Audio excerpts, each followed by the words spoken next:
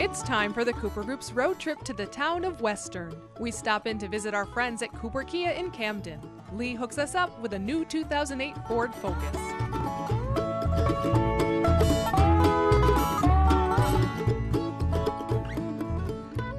Before we take a road trip to any place in the Mohawk Valley, we research the history of the place we're going to.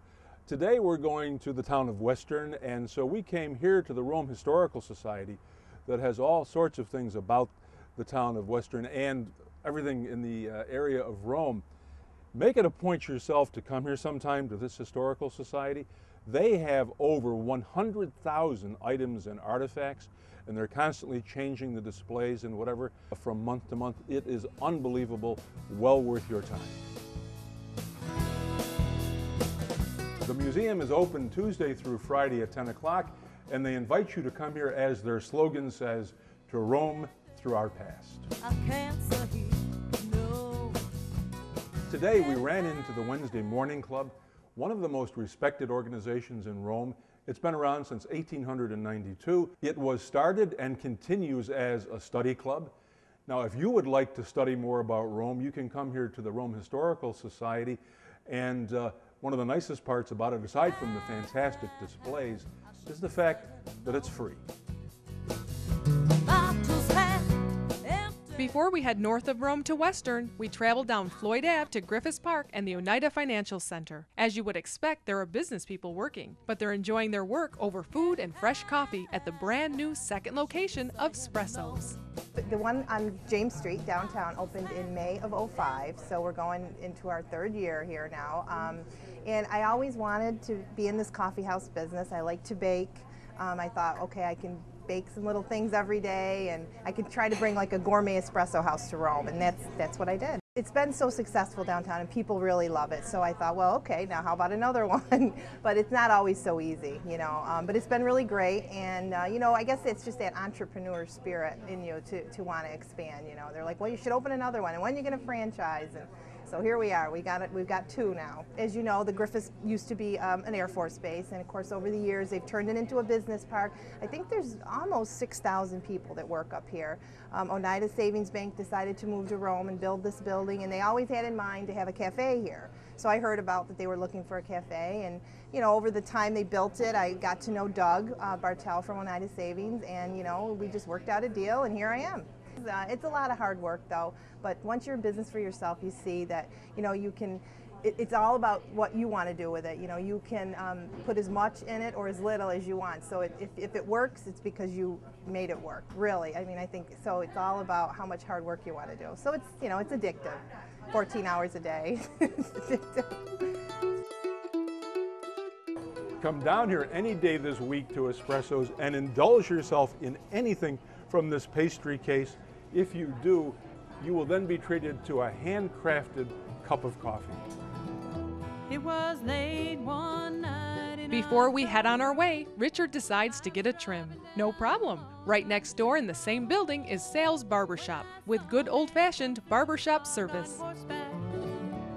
It must have been Wash Loomis's ghost.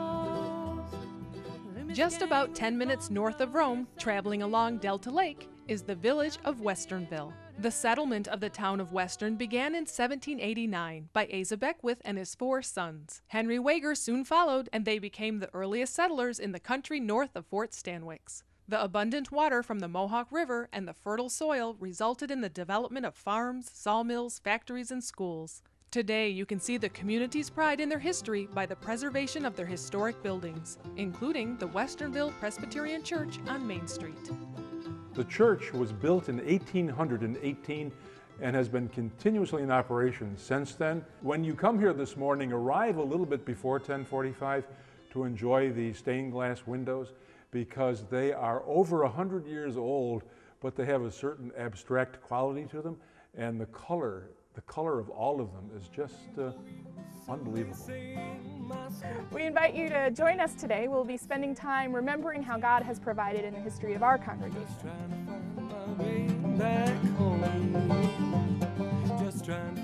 Here on the main street in the heart of Westernville, there's an old cemetery, and in that cemetery is buried William Floyd, who was one of the signers of the Declaration of Independence. There's a barn that once held horses that in winter pulled a sleigh. At the other end of Main Street is the United Methodist Church, and tonight, the Westernville Family Cafe is open. If you enjoy our music by Lori Thompson and Stump Hollow, you're in luck. They're playing here tonight at 6 o'clock on Main Street in Westernville. This building has a unique history, and the history includes two villages, one of which doesn't exist anymore. That village is Delta. Remember, Delta was this beautiful little village that had an entire community.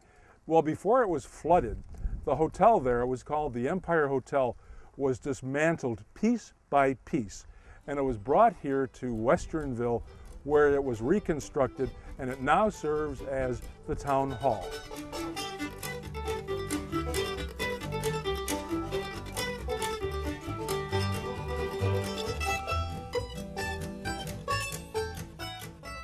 I am in front of the library here in Westernville. It used to be a school many years ago. You go in there, you can find the old cloakrooms and the old blackboards. On the front of this building, there is a marker that says it's a historic site.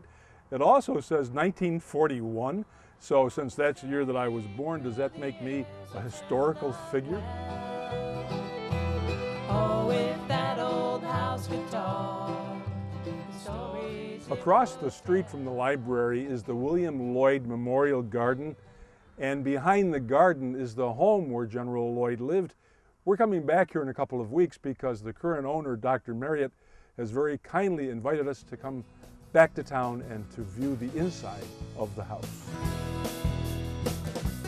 We travel north through Frenchville to the hamlet of Northwestern and discover a bright tavern with a colorful history. I can't say no. Back in the early 1800s, when people made the trip from Boonville to Rome, it was a pretty long trip, so they would stop halfway here in Northwestern at a place called the Halfway House. It was built in 1820 and it still exists today. You can come here any day of the week, and when you walk into the first floor, take a good close look at where you're going, because on the first floor is where the horses were kept. They were the horse stables. The hotel portion was on the second floor, and across the street, a few feet, is also the canal, the Black River Canal. After we leave the Halfway House Tavern, our curiosity tempts us to venture up Carmichael Road to Booty Hill. Jacob Booty lived in the house behind me, and many people called him a genius. They came from all around the world to hear him speak, and from every state in the Union. He was, in the mid-1800s, an abolitionist, a believer in women's rights, and a sculptor. If you come here, just to see this one sculpture alone is enough, because it's the sculpture of Lot's wife. You'll remember that it was Lot's wife who was told by God not to look back on Sodom and Gomorrah. She did, and was turned to a pillar of salt. Now she is forever etched in one of his sculptures here at Booty Hill.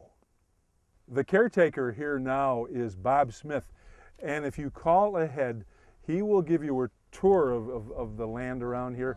And when the children come with you, they'll be given a free coloring book about Jacob Booty. Jacob Booty carved nearly 100 sculptures. Curiously, only a handful remain.